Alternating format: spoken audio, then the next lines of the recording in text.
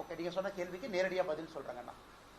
கோயம்புத்தூர் பகுதியை சார்ந்த குறிப்பாக ரயன் சிந்தட்டிக் ஃபைபர்ல இருக்கக்கூடிய நம்பர் 1, நம்பர் 2, நம்பர் 3 இந்த நிறுவனங்கள்லாம் நம்முடைய நிதியமைச்சர் அவங்கள சந்திக்க வச்சோம். நீங்க அவங்கள்ட்ட கேட்கலாம், நான் பேர் சொல்ல விரும்பல. அப்ப 2 பிரச்சனைகள் முக்கியமா அவங்க நம்முடைய நிதியமைச்சர் முன்னாடி வச்சாங்க. முதல் பிரச்சனை என்னன்னாங்கன்னா, இன்னைக்கு இந்தியாவில் உற்பத்தி ஆகக்கூடிய சிந்தட்டிக் ஃபைபர் குறைவா இருக்கு. சில கம்பெனிகள் மட்டும்தான் உற்பத்தி பண்றாங்க.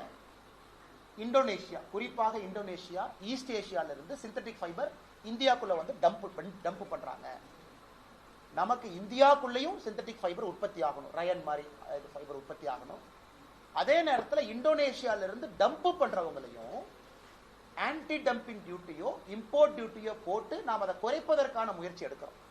இவங்க ஆர்குமெண்ட் என்ன, ஒரே நேரத்தில் குறைச்சிட்டீங்கன்னா இந்தியாவில் பற்றாக்குறை இருக்கும் பொழுது நாங்கள் எங்கிருந்து வாங்குவோம், நேராக இது விலை ஏறிடுது, அப்ப எங்களால ஆர்டிபிஷியல் ஃபைபரை வச்சு செய்ய முடியல. அப்படி அதற்கான எல்லா முயற்சியும் நிதியமைச்சர் எடுக்கிறாங்க.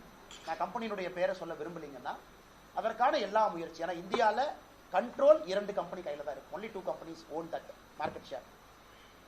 அப்ப அவங்களையும் கண்ட்ரோல்ல வைக்கணும், இந்தோனேஷியா போன்ற நாட்டில் இருக்கக்கூடியவங்களுக்கு வாய்ப்பு கொடுக்கணும்.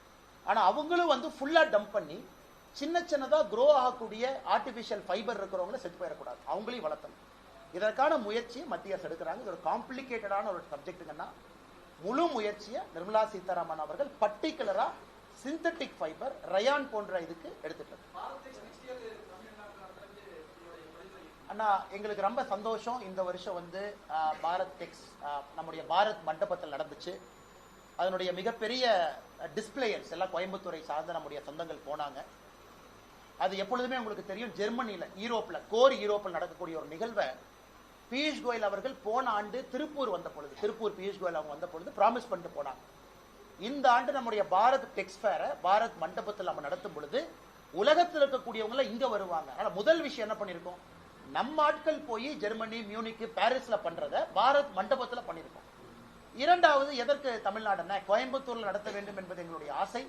வருகின்ற காலத்துல பாரத் டெக்ஸ் ஃபேர்ல கோயம்புத்தூர்ல நடத்தணும் அப்படிங்கிற ஒரு வேண்டுகோளை வைப்போம்.